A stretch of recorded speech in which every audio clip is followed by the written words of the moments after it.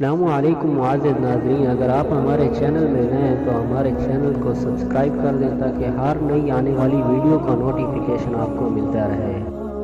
حضرت ابو سفیان سہر بن حرب رضی اللہ تعالی عنہ اپنی طویل حدیث جو قصہ ہرقل شاہ روم سے متعلق ہے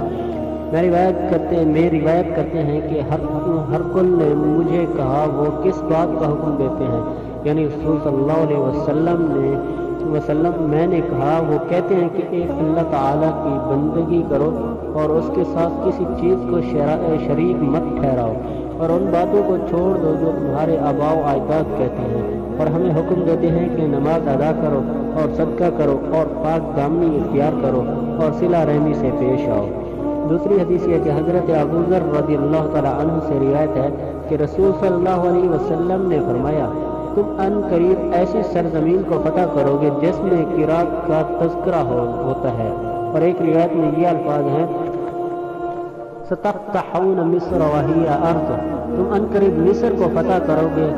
اس سرزمین میں قرات کا لفظ بولا جاتا ہے، وہاں کے لوگوں سے بھلائی کا سلوک کرنا کیونکہ ان کا ہمارے ساتھ ذمہ اور رشتہ ہے۔ اور دوسری روایت میں ہے فَإِذَا فَتَحْتَمُوهَا کہ جب تم اس کو فتح کر لو تو وہاں کے لوگوں سے اچھا سلوک کرنا کیونکہ ان کا ہمارے ساتھ ذمہ اور رشتہ ہے، یا فرمایا ذمہ اور سرالی تعلق ہے۔